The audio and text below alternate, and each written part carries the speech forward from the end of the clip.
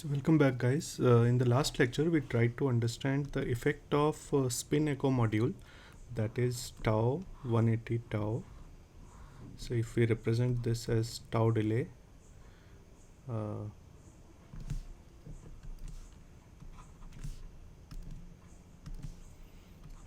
tau delay here, and this as 180-degree pulse. So we saw the effect of this. So this period is called as spin echo, right? So we saw that there is no chemical shift evolution happens during this phase, and we also saw that scalar coupling continues to evolve, right?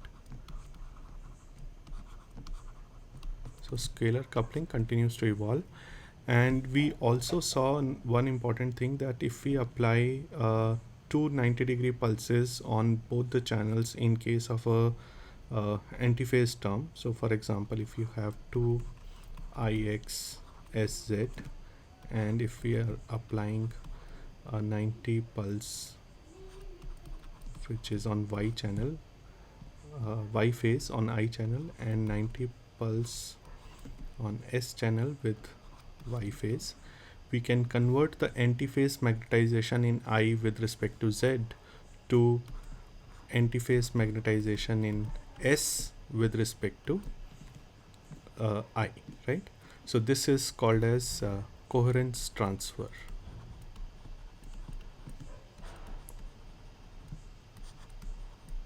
Right? So we call this so we also then discussed or we tried to classify density operators as following. We called Ix and Iy as in phase magnetizations. Then we called Ix Sz, Iy Sz, or vice versa, Iz Sx, Iz Sy.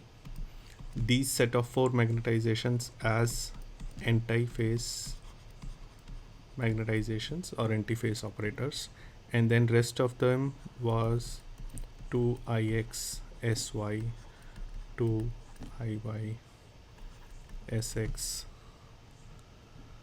and 2Ix Sx, 2Iy Sy, and so on, right? So these are called as multiple quantum coherences. So in-phase coherence, antiphase coherence, and multiple quantum coherence, right? In total, there are 16 operators. I have not written all of them, but you can write all of them. Okay. So now let us look at these coherences, or before we actually go for further classifying these coherences, let us see that why this is called as antiphase, in phase, and why this is called as multiple quantum. Okay, so let us look at the pictorial representation of these terms. So for a two spins system, we said that we have the eigenstates. In case of a weak coupling, we have eigenstates as alpha alpha, alpha beta, beta alpha, and beta beta, right? So now if I'm talking about the in phase magnetization, which is Ix or Iy, how do I represent Ix or Iy magnetization over here in the energy level diagram? So we also have understood that evolution of this result, this magnetization results in an in phase multiplet. That's why it is called as in phase coherence. Okay, so what do you mean by in phase multiplet? So if I'm going to, let us say I have certain pulse program over here. Okay, so I have a set of pulses and delays. So pulse program, and just before the acquisition I have Ix or Iy. Okay, just before acquisition. So now to if I'm now going to evolve this Ix and Iy, and I'm going to take a trace of the evolved magnetization, the kind of spectra which I will get is this. So this is corresponding to omega I, and I'm getting in phase multiplet.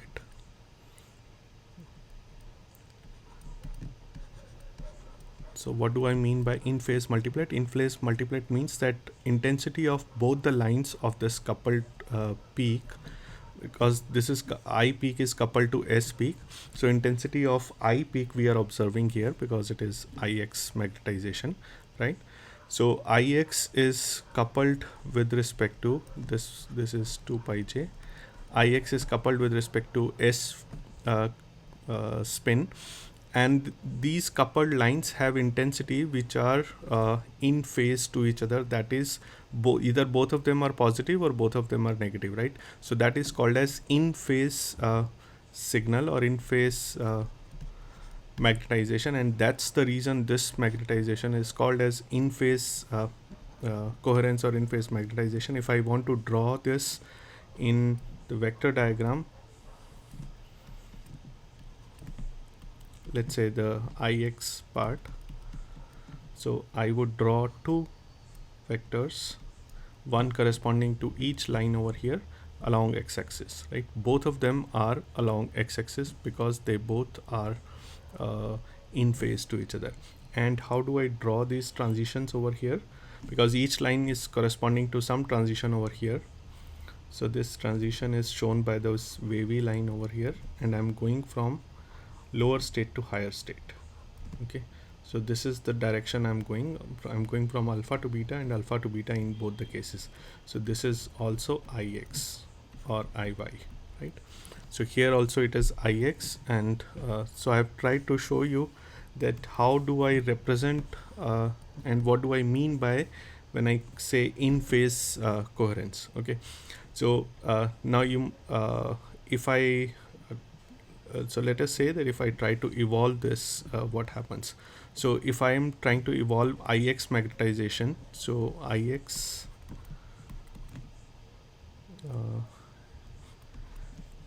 is evolved. Let's say if I'm doing the chemical shift evolution, free precession during this, so this becomes Ix cos omega it minus Iy sine omega it. So this evolution should be very, very clear now. And now if I'm going to take a trace of sigma t into I plus, right? That's how you will observe the signal. What do I get? I will get e to the power I omega t, right? And in case of a coupled spins, this is the case if it's a single spin, right? In case of a coupled spin,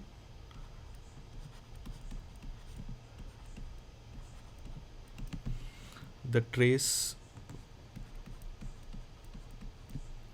will be equal to e to the power minus I omega t, and there would be a cos factor.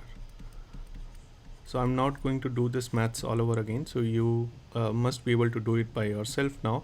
So if I'm evolving Ix component, there would for a coupled spin system I will have two Hamiltonians. One is the chemical shift Hamiltonian under which it will evolve. Another will be the scalar coupling Hamiltonian, which is 2 pi j sz. And once I evolve this and I take a trace of whatever comes over here, I will get one oscillating component, and another the oscillating component is then further coupled to the scalar coupling part, so cos pi jt, right? So this cos pi jt, if I'm going to do the Fourier transformation, so e I omega t into cos pi jt, if I'm going to do Fourier transformation of this, what I will get is two lines which are in phase. So you must know by now that when I'm going to do Fourier transformation of cos, I will get both lines in positive direction, and this will be omega I, right? So this is what I have drawn earlier, and this difference is 2 pi j, right? Okay, so that's why this particular coherence Ix or Iy is called as in-phase coherence, right? So let us now look at the antiphase. What is the fate of antiphase coherence? So for antiphase, so we have, let's say, two Ix SZ, right? And this is the state of coherence just before detection. So this is my acquisition. At this point, I have this, right? 2IXSZ, and this is called as antiphase coherence. So if I'm now trying to draw parallels to Ix, and let's say if I'm writing the energy level diagram, I will have one transition going from lower to higher state, another transition going from higher to lower state, and this state will be represented by antiphase coherence. Let us see how that comes. Okay, so now if I am going to take same thing, if I am going to evolve IXSZ under chemical shift and coupling Hamiltonian, and then I take the trace, what I get here is minus I omega t and multiplied by sine pi j t. Okay, so instead of cos factor, now if you take the trace of evolved part of this magnetization, which is antiphase coherence, I will get sine part instead of cosine part. And if I do Fourier transformation of this sine component, what do I get? The signal will be one line up and one line down, both centered at overall the signal will be centered at omega I, and this difference will still be 2 pi j, right? But now you notice that one line is up and another line is down. That means the two lines are opposite in phase, of opposite to each other, right? So that's why this particular coherence is called as antiphase coherence, because upon evolution this gives a signal which is a antiphase multiplet. Okay, so this is called as antiphase multiplet.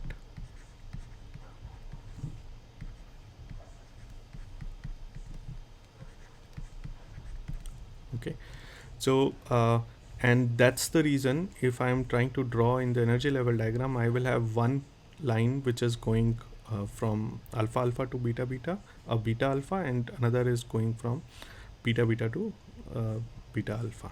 Okay, so that's how the intensity of one line is up and intensity of one line is down.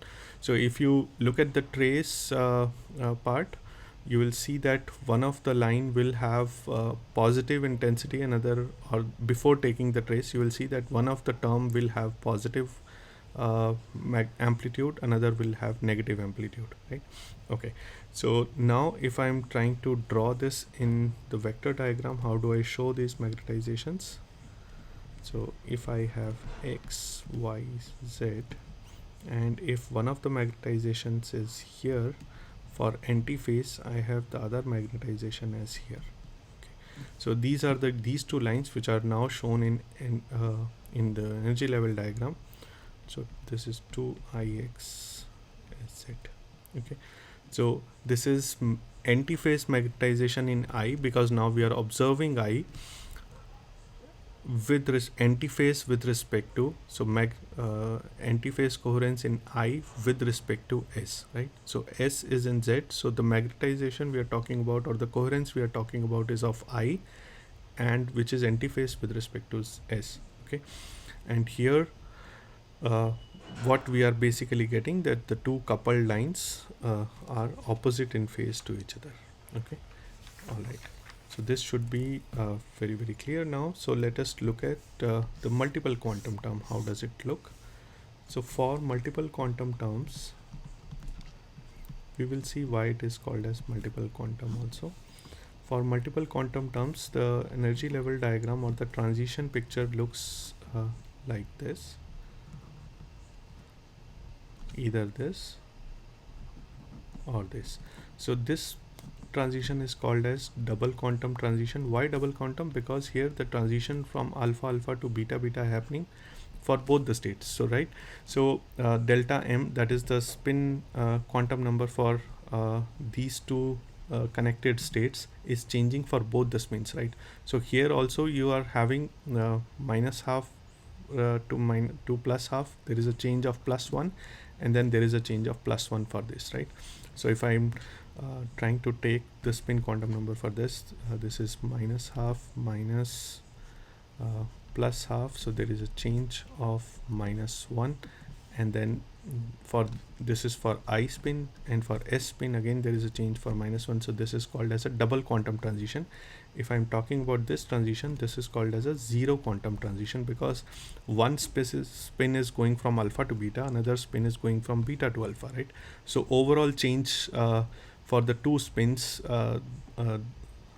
is zero quantum transition. Zero quantum. Okay.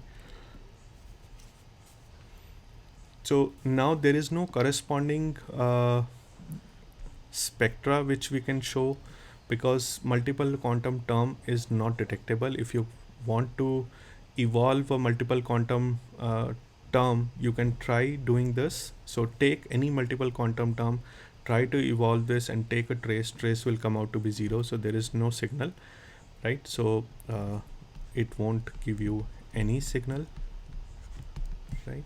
Or in other words, if I have a multiple quantum term at this stage, then trace will be 0. Okay, so after it is evolved and trace is calculated with respect to I plus operator, the trace will go to 0. So that's why there is no signal. If there is no signal, I can't have a vector diagram also, right? Because I don't know the orientation of this multiple quantum term in the three-dimensional Cartesian coordinate system, right? So it is not possible to predict the orientation of Ix Sx type term. For example, if the term is, let's say, 2Is Ix Sx, I don't know where to place this. If I don't know where to place this, I can't have a signal for this in three-dimensional coordinate frame. Okay, so yeah, so the trace will be 0 and there would not be any signal. So that's what I mean when I speak multiple quantum terms. So this is a common language which is used in many NMR books, so I thought it will be beneficial for you if I clarify this, what is in phase, what is antiphase, and what are multiple quantum terms. Okay, so let us now try to understand coherence a bit in more detail, little bit more detail. So let's say so you have a applied magnetic field P0, and let's say this is for a spin half system. You have spin alpha alpha state and beta state, and you have more population in alpha state and less population in beta state, right? This is the case of thermal equilibrium, right? So this is clear. Now what is the status of different spins? So if I look at the individual spins, there is excess of spins which are oriented with the direction of the field, right? So there is some spins which are in excess. Overall, there are spins in alpha state as well as beta state, but there is a certain set of spins which have excess population in alpha. So that means there are more number of spins which are oriented, which are pointing in the direction of B0 than against it, right? And that results in creation of net polarization, which is displayed with this vector. So net polarization or population difference, you can also call. Net polarization is along the field, right? At this point we call this as a population difference, right? Okay, so at this point there is no coherence, right?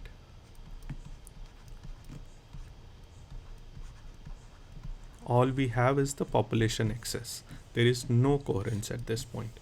Okay, now let us see what is coherence then. When do we have coherence? So now let's say that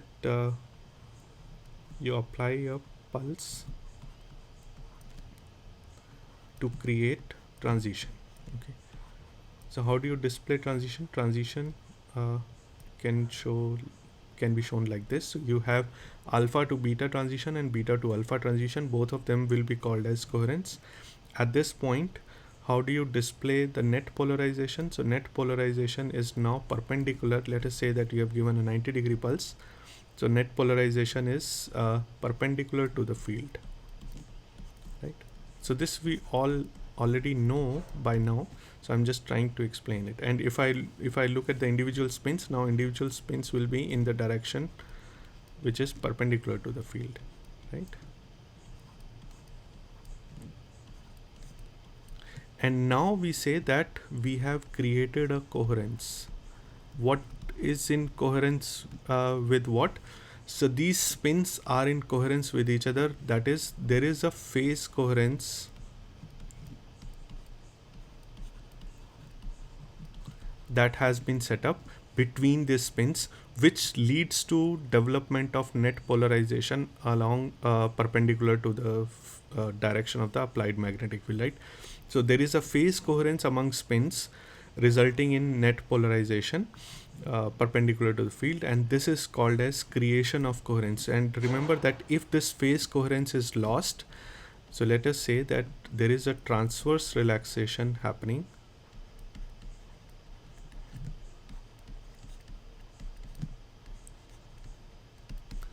even though the spins will be pointing along the transverse axis, but there would not be any coherence, phase coherence between the spins. So there would be a loss of coherence. Okay, so coherence may lead to signal, and loss of coherence means signal decay. Okay, now the signal has decayed because of loss of coherence between spins. Okay, so now let us see how do we classify these coherences. So spin coherences can be classified. So spin coherence. So today there is no maths. There is this simple definition or clarification of different terms that you find in different books. In-phase coherence, anti-phase coherence, multiple quantum terms, spin coherence, and then important thing is spin coherence is classified on the basis of quantum numbers called as coherence order.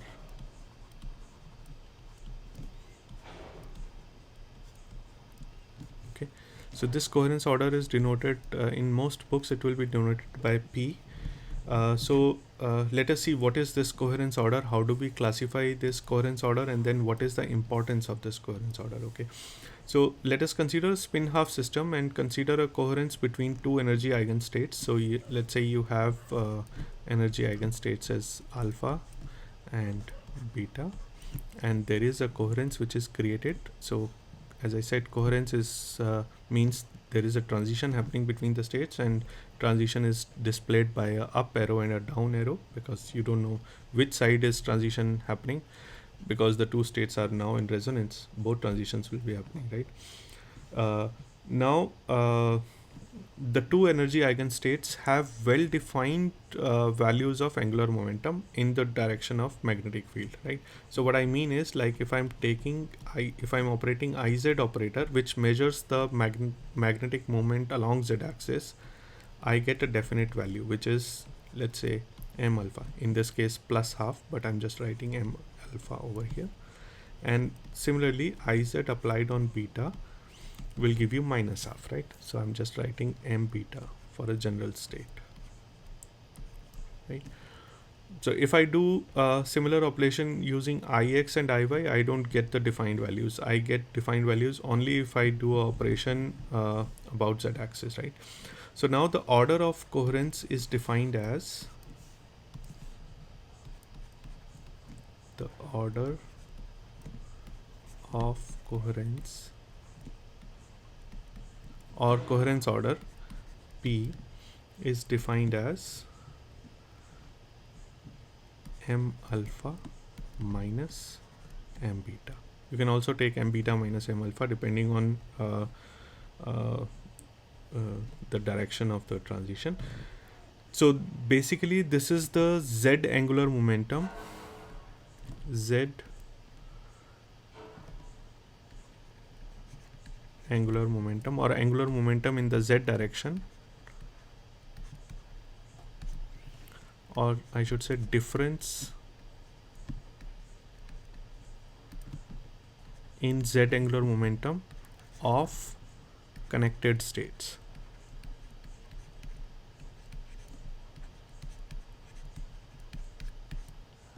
Okay, so the order of coherence or coherence order is defined as the difference in z angular momentum of connected states. So if the connected states are alpha and beta, their z angular momentums are plus half and minus half. Let's say h cross is still equal to 1 in natural units. So the z angular momentum values are plus half and minus half. So take the difference of the two, what you will get. So you will get, let us see, you have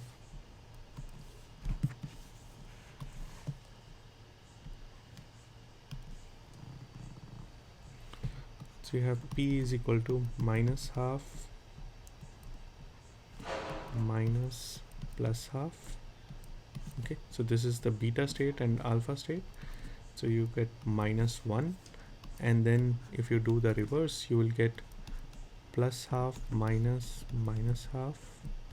So now you're taking alpha minus beta, so you get plus 1. So that is for spin half system, for an isolated spin half system, coherence order is equal to plus minus 1, right? So when the coherence is created, the coherence order is always plus minus 1, and for thermal equilibrium, P is 0.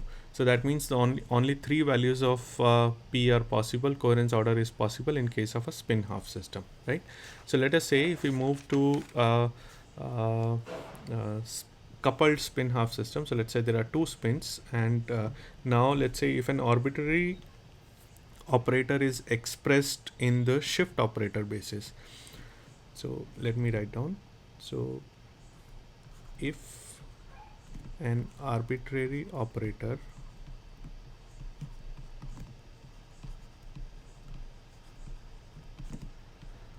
is expressed in shift operator, shift operators are nothing but I plus and I minus, shift operator basis,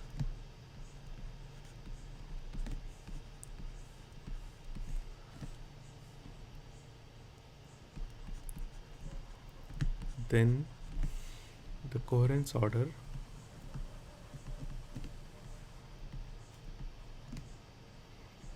is given by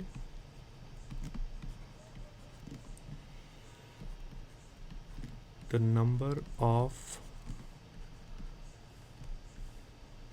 raising operators. What is a raising operator?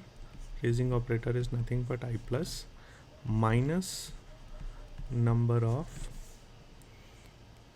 lowering operators or ladder down operator.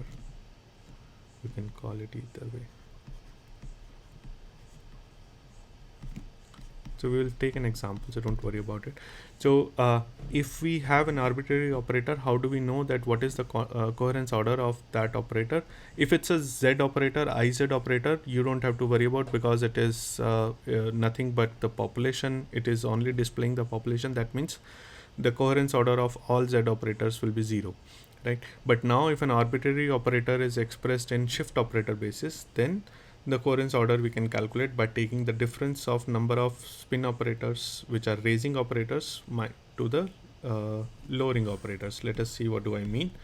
So let us say, so we have I plus, we know that I plus is equal to Ix plus Iy, and we also know that the lowering operator I minus is equal to Ix minus I y, right? This we know. So let us now try to express ix into plus I plus and I minus. So we can write this as half of I plus plus I minus, and similarly I y can be written as 1 by 2I, right? So this will be, yeah, 1 by 2I I plus minus I minus. So you take a summation of these two and difference of these two to get these values, right? So that means if I'm now taking ix, what is the coherence order for ix term? So if you see here, p value for I plus operator is +1, for I minus operator is -1. That means p value for ix operator is plus -1. So you don't add or subtract these when they are in summation. You only add or subtract these when they are in multiplication. We will see that example now. Similarly for IY operator, again the p value for this is +1, p value for I minus is -1. So that means for IY, the coherence order is +-1. So this is what we initially said, that for IX and IY operator, for a isolated spin half, the coherence order can be +-1, right? This we had already shown when we took the differences between the m alpha minus m beta values, right? For Ix and Iy, this is a case of isolated spin. Now when the spins get coupled, you don't only get Ix and Iy, there are other operator terms, right? So let us take an example of 2Ix Sy.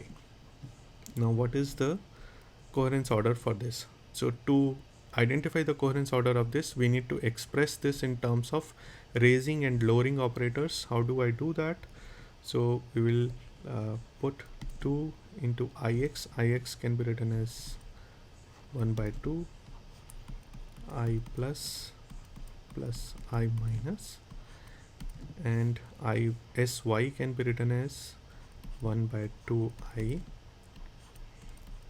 So this will be S plus minus S minus, right? Now expand this. So what do I have? I'll have 1 by 2I I plus S plus I minus S plus,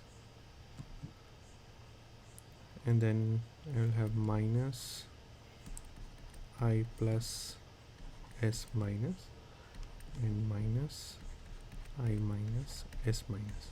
So now let us try to find out what will be the coherence order of each term.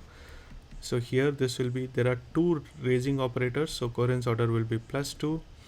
One raising, one lowering operator, coherence order will be 0. Coherence order will be 0. One raising, one lowering, coherence order will be -2, because there are two lowering operators. So that means overall it has zero quantum terms and double quantum terms, right? So coherence order for this is 0 and +-2. So that means this particular term is a mixture of, so I would say 2Ix Sy is a mixture of double quantum term and a zero quantum term, okay, and zero quantum. So this is a, that's why this is called as multiple quantum operator, multiple quantum coherence or operator, right? So either way you can call it as. It is a coherence because it is in transverse plane, but the coherence is not neither in phase nor antiphase. This is a multiple quantum coherence, and the order of coherence, if you want to calculate, this will be double quantum plus zero quantum. So let us take an example of a pure double quantum term. So let us try to calculate. So 2Ix Sy plus 2Iy Sx. Okay, so now I have taken two terms together. If I try to solve this, so why don't you take it as a home exercise and find out the coherence order of this. So the answer should come out to be P is equal to plus minus 2. Okay, so that means this should come out as a pure double quantum term.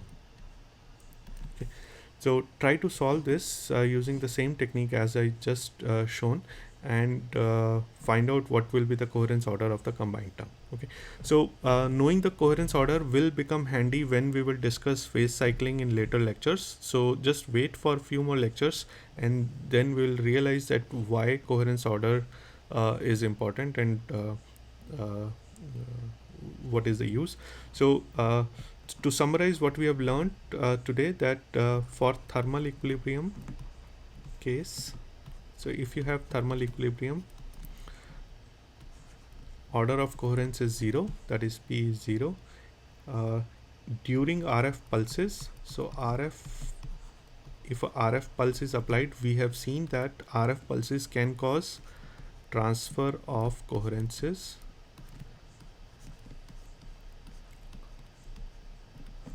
For example, if you are starting with, let's say if you are doing a one pulse experiment, right?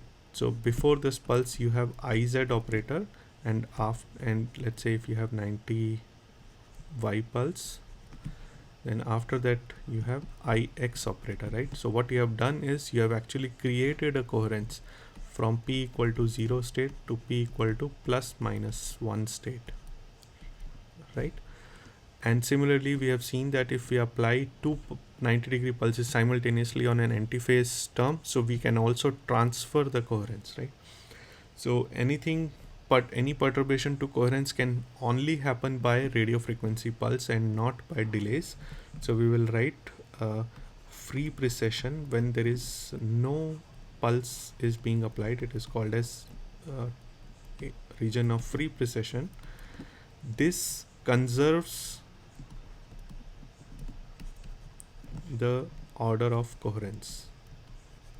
That means if the coherence is 0, it will continue to stay at 0 unless there is a pulse applied. If the coherence is plus minus 1, it will continue to be coherence of plus minus 1 unless there is a pulse applied, right? So for example, if I'm doing the evolution of IX pulse, the coherence order will remain at plus minus 1. Okay, so this is all about coherences in phase. We have learned what is in phase coherence, what is antiphase coherence. We have learned the coherence order. We have learned the multiple quantum, single quantum. Okay, so these terms are important to understand different NMR experiments, which we will see later. Okay, and I think that is all for today.